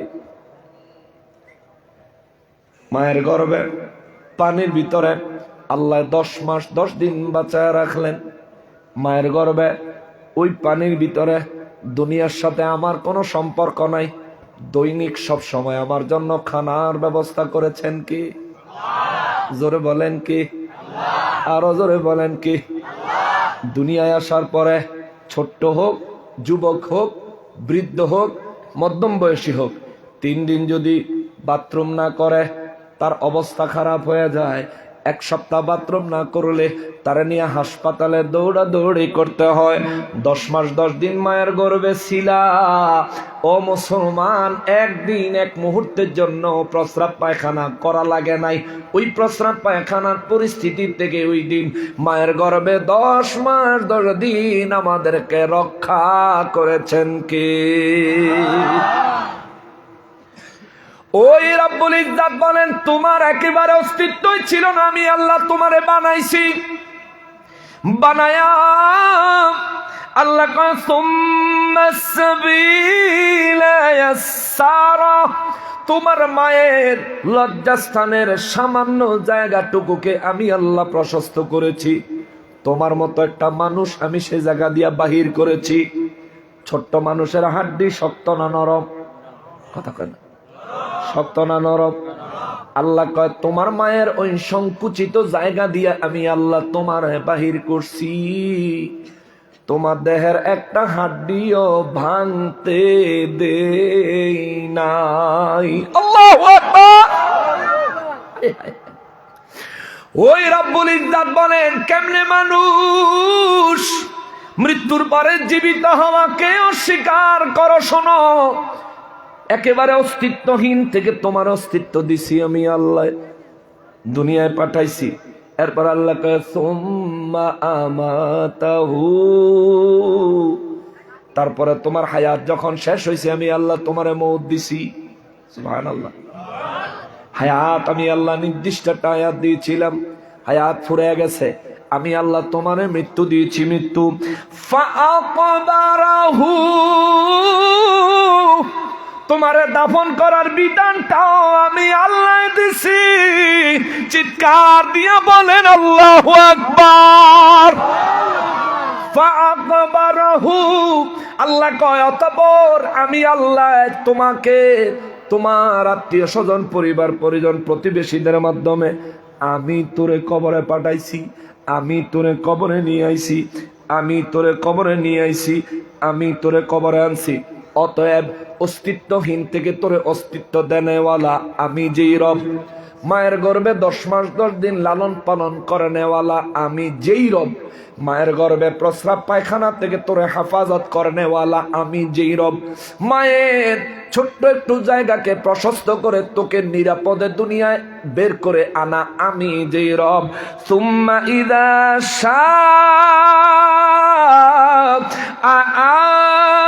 আশারা, চিৎকার দিয়া বলেন আল্লাহু আকবার।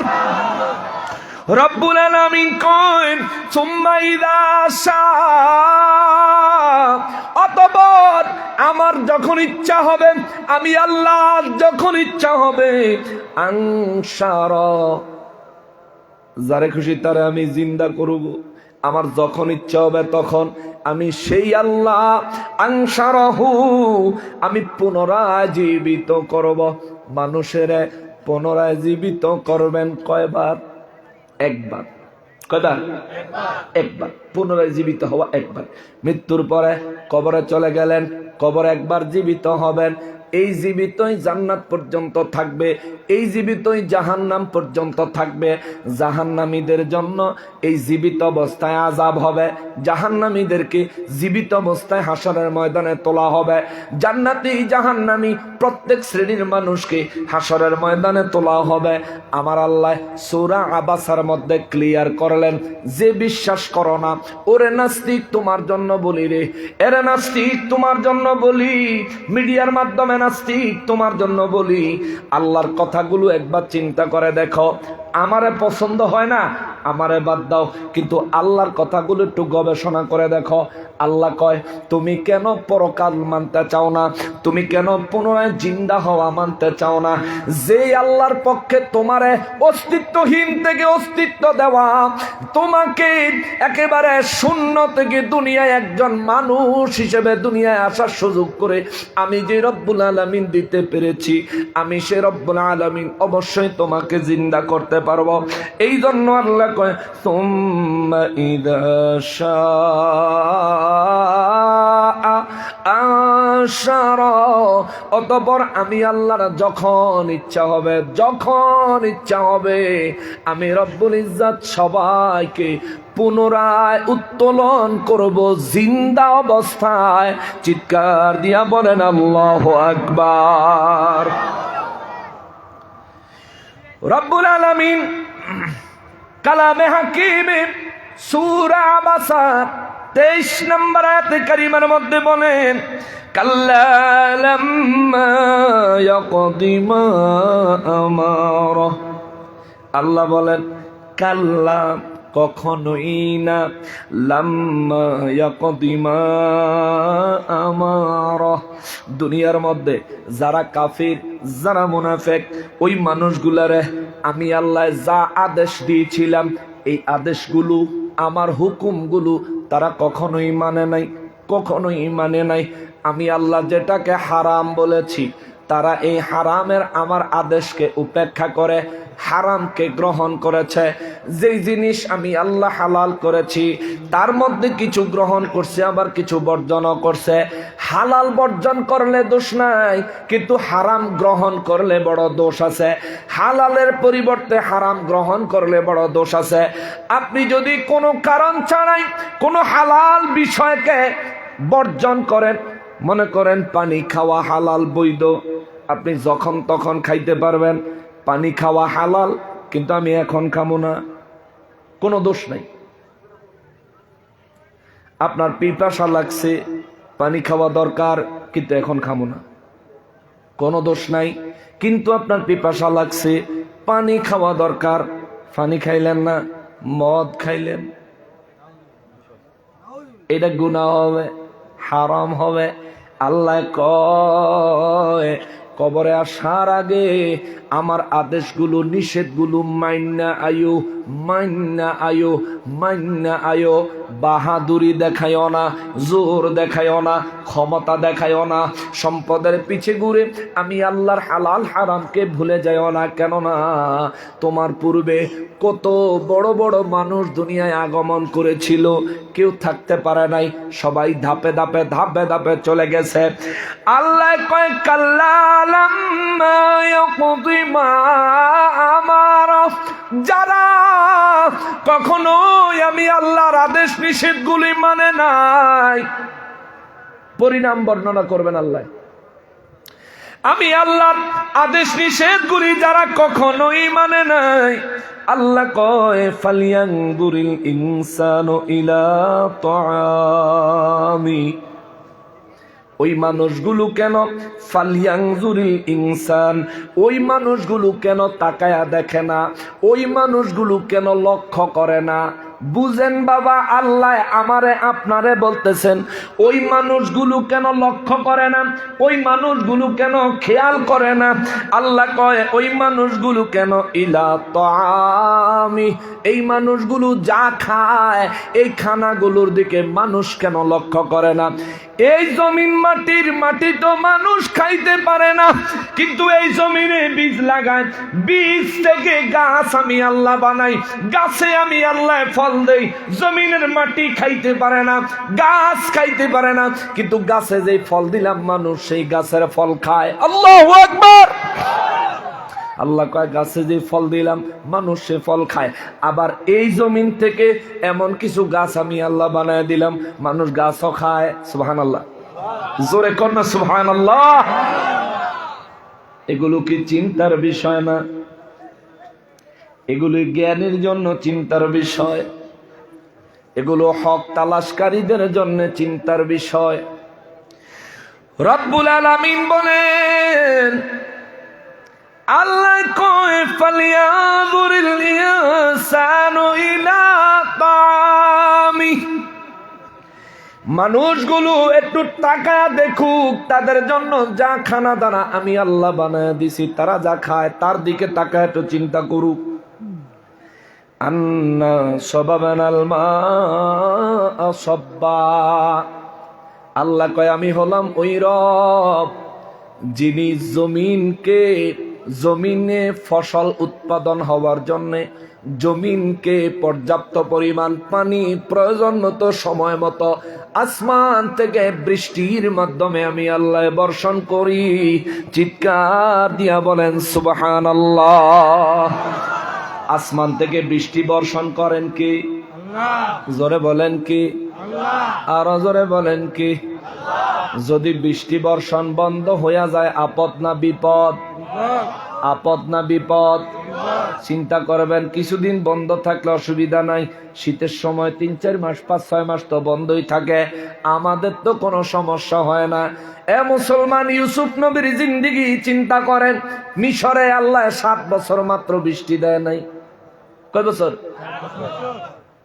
7 বছর আমার আল্লাহ বৃষ্টি দেয় নাই। 7 বছরে মিশরে একটা গাছে ফল দেয় নাই, একটা ফল গাছ বেঁচে রয়ে নাই, সব ধ্বংস হয়ে গেছে। 7 বছর আমার আল্লাহ বৃষ্টি দেয় নাই। কিন্তু আমাদেরকে কোনো বছর বৃষ্টি না দিয়ে আল্লাহ আমাদেরকে বৃষ্টি ছাড়া রাখছে। শুকর আদায়ের দরকার আছে না? জোরে বলেন আছে না?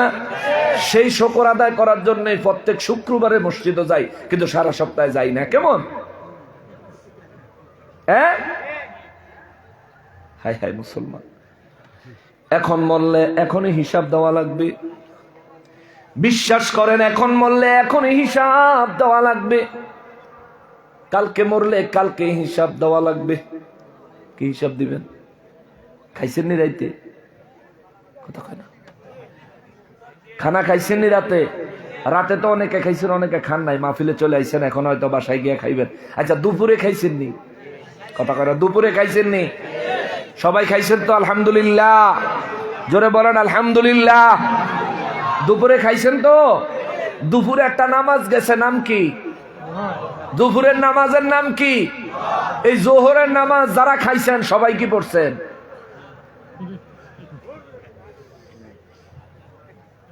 দুপুরে জোহরের নামাজটা সবাই পড়ছেন নি? কেন পড়েন নাই? খাইছেন, লজ্জা করে নাই আপনার? আপনার বাড়ির কাজের লোকটা যদি আপনার কথা না শোনে, তারে খাওয়া দিবেন? বেতন দিবেন? তাহলে আপনারে যেই রব বানাইছে, তাই তো আপনারে কিছু কাজ দিছে, সেই কাজের খবর নাই।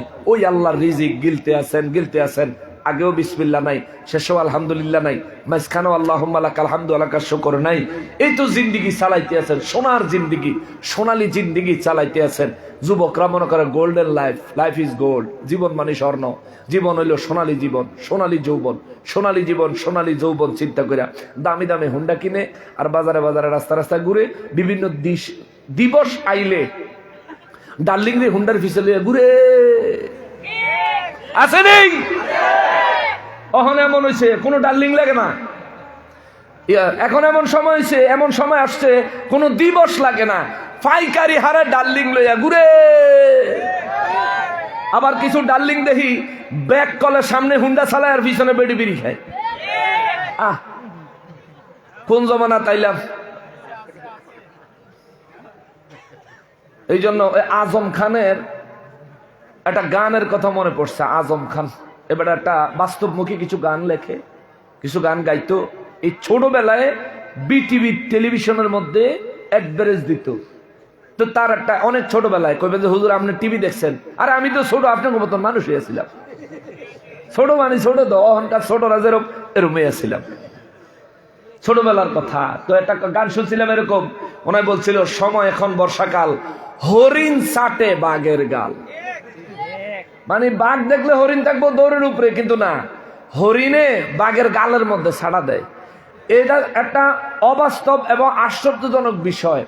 এই কথাটা তুলে আনলাম এই কারণে, এখনকার সময়টা কিতে হইল, যুবক ফোলা নিজের বাপের টাকার মোটরসাইকেল, নিজের পকেটের পয়সার তেল, ফরের বেডিরে ফিসে লইয়া এই যে ঘুরাইলি তেল দি শেষ, হুন্ডার মোবিল খরচ, এরপরে দিয়া এই দুর্ঘটনার চান্স তো আছেই, কারণ বেডে গুললে তে তো পুরা মোসে থাকে।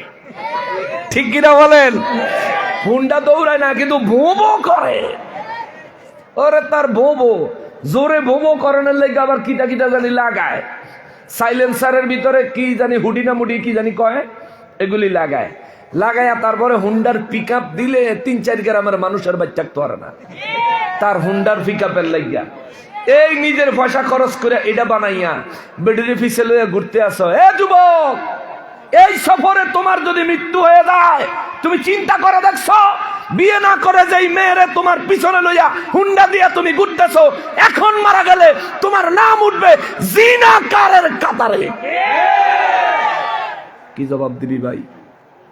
ভাই কি জবাব দিবি? আমার যুবক ভাই কি জবাব দিবা ভাই?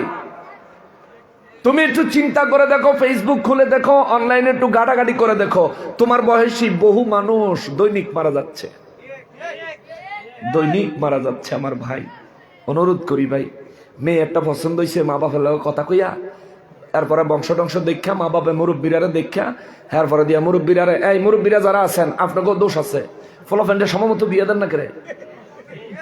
ঠিক কিনা বলেন? এটা বেশি ঠিক, এটা বেশি ঠিক। হ্যাঁ, বিয়া দেন, কত মজা, খালি খাওন আর খাওন। হ্যাঁ, दिल्ली का लड्डू जो खाएगा वो पछताएगा, जो नहीं खाएगा वो भी पछताएगा। হ্যাঁ, বিয়া যারা করছে হ্যাঁ করে জিগাও কতটা বালা আছে। রব্বুল আলামিন সূরা হাশরের আয়াত নাযিল করছে, খুলিকাল ইনসানা দাঈফা। আল্লাহু আকবার। সূরা হাশরে আল্লাহ আয়াত নাযিল করছে, খুলিকাল ইনসানা দাঈফা, আমি মানুষ বানাইছি দুর্বল কইরা। এই কথাটা আল্লাহ কইছে এই বিবাহিত জীবনকে কেন্দ্র করে, অর্থাৎ প্রত্যেকটা পুরুষ বিবির কাছে গেলে দুর্বল। তাফসীর কইলা পড়া দেখেন, এটার মধ্যে আসছে যে খুলিকাল ইনসানা দাঈফা, এটা মনে হয় সূরা হাশরে না জানো সূরা নিসায় আল্লাহ কয় খুলিকাল ইনসানা দাঈফা, আমি মানুষ বানাইছি দুর্বল করে। পুরুষ মানুষ কত শক্তি, একজনে লাগলে 4-5 জন কিলায়, কিন্তু বউর কাছে গেলে। ঠিক কিনা বলে? আর যদি আবার এমনি না থাকে তাহলে তো জায়গা নাই রাইতে, মশারি টানায় দিত না, বিছনা বুছনা জায়গা দিত না, খাউন বাইরা দিত না, আরে কি যন্ত্রণা। তো আল্লাহ কয় খুলিকাল ইনসানা দাঈফা, আমি মানুষ বানাইছি দুর্বল করে। দুর্বল দেখেন, মহিলারা জন্মসূত্রে শারীরিকভাবে দুর্বল, মহিলাদেরকে আল্লাহ জন্মসূত্রে বানাইছে শারীরিকভাবে দুর্বল, আর পুরুষের শারীরিকভাবে সবল বানাইয়া বিয়ার পরে বোর কাছে দুর্বল করে দিচ্ছে। এটা আল্লাহর মহিমা, জোরে কন্যা সুবহানাল্লাহ। এই পুরুষের যদি মহিলাকে কাছে আল্লাহ যদি কোনো না কোনো কারণে দুর্বল করে না দিত, তাহলে এদের ডেইলি কন্যা সেপা সুটকির বর্তা বানাই লইলি। ঠিক না? আর শৈল যে পরিমাণ রাগ, কারণ আমরা কেউ 2 কথার জায়গায় 3 কথা কইলি তো মেজাজ খারাপ হয়ে যায়। দেখনি আর থাকতে মুহে কি কন্যা, ঠিক না? কিন্তু বিবি কত কথা শোনায়, আমরা সহ্য করি। সব বিবির আবার খারাপ না, এই এলাকার মহিলারা যারা আছে এরা আবার কইবে আগামী বছর এইসব হুজুর দাওয়াত দিও না, খালি আমরা রে বহে। না না, সবাই খারাপ না। এই যে মুরব্বীরা জিগাই দেখেন, হেরা কিছু মুরব্বী আছে প্রায় মাহফিলে দোয়া চায় তার বিবির জন্য, হুজুর আমার বিবি মারা গেছে, তার জন্য একটু দোয়া করেন। আর অহংকার জামানার যে সমস্ত জালিম বিবি আছে, জামাই করে জ্বালায়, আজকে মাহফিলেতে গেলেও অনেকে দরজা খোলাইতে বড় কষ্ট হইল। ঠিক না? এতটাই যাইছো তুমি কয়টা বাজে হন, ঘরের ভিতরে থেকে জিগাইব, বাইরে থাকা সব জবাব দিয়া হার পরে ঘর হান্দার লাগবো, এমনও কিছু মহিলা আছে। আচ্ছা যাই হোক, তবে এই কথাগুলো তুলে আনলাম এই কারণে, মা আমার মা বোনদেরকে বলি, মা স্বামীদের প্রতি শ্রদ্ধাশীল হবেন, স্বামীদেরকে শ্রদ্ধা করবেন, সম্মান করবেন। আর আপনারা যারা বিবাহিত আছেন বিবিদেরকে সম্মান করবেন, শ্রদ্ধা করবেন, ভালোবাসবেন। তারা 2 কথা কইলে মাইনা লাইবেন। আম্মা আপনাদেরও মাঝে মধ্যে যদি এই তারা আপনাকে স্বামীরা হাজব্যান্ডরা যদি কিছু কয় মাঝে মধ্যে কিছু হজম করে লাইন, এতে করে ভালো থাকবো। জামাই সেটটা গেলে আপনি থাইম না যায়েন, আর বউ সেটটা গেলে আপনি থাইম না যাই। বউ সেটটা গেলে যুবকরা এর লেগে কই, তোমরা যে বিয়ার কথা কখনো যে একেবারে ঠিক বহুত জোরে কইলা, বুঝি তো ভাই, বুঝি বুঝি। এটা হইলো দিল্লি কা লাড্ডু, जो खाएगा वो पछताएगा, जो नहीं खाएगा वो भी पछताएगा। ভাই এটার ভিতরে যেন কি জ্বালা আছে, করলে সেনা বুঝবা। আচ্ছা যাক, তবে এটা দরকার আছে। এই বিধান দিয়েছেন কে? আল্লাহ দিছে, আল্লাহ রাসূল সাল্লাল্লাহু আলাইহি সাল্লাম দেখায় দিয়েছেন। এটা আমাদেরকে করতে হবে, কিন্তু নিয়মতান্ত্রিক ভাবে, জেনার মাধ্যমে নয়, সম্মানের মাধ্যমে, জেনার মাধ্যমে নয়, নেক আমলের মাধ্যমে, আল্লাহ এবং তার রাসূলের অসন্তুষ্টির মধ্যে নয়, সন্তুষ্টির মধ্যে। মান সম্মান খুয়াইয়া নয়, মান সম্মান রক্ষা কইরা, মা বাবারে খুশি কইরা। কথা কন ঠিক কিনা? যে বেডি হুন্ডাত লয়ে ঘুরে তোমার পিছনে বেডি বিড়ি ধরায়, মনে রাখবে এটা বাজাইরা বেডি। এই বেডি বিয়া করলে তোর সংসার ধ্বংস করে দিব। ঠিক কিনা বলেন? সব ধ্বংস করে দিবে বেডি। এটা বেডি না, এটা লেডিস।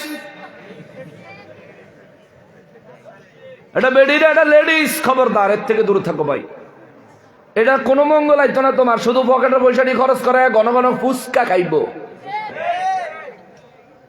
আর কোনো মঙ্গল দিত না এটা।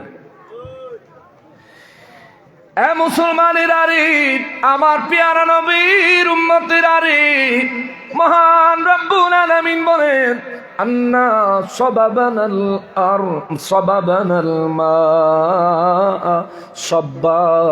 আল্লাহ কয়, আমি হলাম ওই রব যিনি প্রয়োজন মতো, প্রয়োজন মাফিক সব জায়গায় আমি আল্লাহ বৃষ্টি বর্ষণ করি। বৃষ্টি বর্ষণ করে আমার যুবক ভাই, তোমাদেরকে আমি জিনাত থেকে বাঁচতে বললাম কেন? এটা থেকে বাঁচলে কি নেয়ামত পাইবা? ইউসুফ নবীর দিকে দেখো। ইউসুফ নবীর ঘটনা তো মোটামুটি সবাই জানো। আর ওই ইউসুফ নবীর জীবনে নিয়ে এই সিনেমা বানাইছে, যার কারণে অনেকেই ভালোভাবে জানেন। ইউসুফ নবী জুলেখার অবৈধ প্রস্তাব প্রত্যাখ্যান করছে। ইউসুফ নবী 12 বছর জেল খাটছে, কিন্তু ইউসুফ নবীর সম্মান কি কমছে না বাড়ছে? কত হাজার বছর আগের ঘটনা, আইজো ওই ইউসুফ নবীর কথা আমরা বলি, আলেমরা বলে, কুরআনুল কারীমে খুদ রব্বুল আলামিন বলেছেন, ও ভাই চরিত্রবান হও, আজ না হয় কাল আল্লাহ তোমাকে এর নেয়ামত জাযা অবশ্যই দিবে। কথা বলেন ঠিক কিনা? আর মুরব্বীরা যারা আছেন, ফোলাফাইনে বিয়ের বয়স হলে বিয়ে করে দিয়ে সমমত বিয়ে করে দিবেন। যে কামাই করে না, রোজগার করে না, এরকম কথাবার্তা কইেন না। কামাই রোজগার করন লাগবো। যে কিনা বিবির ভরণ পোষণ দেওয়ার ক্ষমতা রাখে না, তার জন্য বিয়ে করা হারাম। এটা ইসলামী শরীয়তের ফয়সালা। যে কিনা বিবির ভরণ পোষণ দেওয়ার, দেন মোহরের অর্থ পরিশোধ করার ক্ষমতা রাখে না, এই ব্যক্তির জন্য বিয়ে করা হারাম। তাহলে এই ব্যক্তি কিরব? কইসে রোজা থাকতো, আর টাকা পয়সা সব আছে, তারপরও আপনি বিয়ে করছেন না। মা বাপে কয় বলে, ফলার বয়স 8 হয়ে লোক, বয়স এখনো হয় নাই। হাই হাই, খবরদার। এই আপনি বয়স হয় নাই কয়ে ফোলা যে আটকায় রাখছেন। ফোলা যদি এর মধ্যে কোনো জিনা করে, কোনো অন্যায় কাজে লিপ্ত হয়, তাহলে এই ছেলে যতটা গুনাহগার হবে, সমান গুনাহগার আপনারা মা বাপ দুজন হবেন, সমান পাপ পাইব। ছেলে গিয়া জিনা করব, হাসরের ময়দানে গিয়ে আমলনামা খুললে দেখবেন, আল্লাহ আস্তাগফিরুল্লাহ, আমার বয়স ছিল 70 বছর, তখন বেলা আমি বলে জিনা করছি। কোথা এটা কিতা লাগছে ফেরেশতারা? ও আল্লাহ, এটা ভুল লেখছে, ভুল। আল্লাহ কবে কি ভুলেছে? জি আল্লাহ ভুল লেখছে। 70 বছর আমি তো লড়তামই পারছি না, আমি আবার জিনা করছি, কম বলা। তখন আল্লাহ কবে, দেখি কে কি খবর? তখন দেখা কইব, 70 বয়সে জিনা তো তুমি করছো না, তোমার পুত্রে যে বিয়া করা নাই, মেয়ের উপযুক্ত বয়স হয়েছে, বিয়া যে দেও নাই। কিছু মানুষ আছে যে মাইয়া পড়ালে শেষ করে লোকের পরে বিয়া দেব। এই উপযুক্ত বয়স হলে বিয়ে দিবেন, ছেলে উপযুক্ত বয়স হলে বিয়ে করাই দিবেন, যদি বিবির ভরণ পোষণ দেওয়ার ক্ষমতা থাকে। তো আল্লাহ কইব বলে, তোমার পুত্রে যেন সমমত বিয়া দিছো না, তোমার পুত্র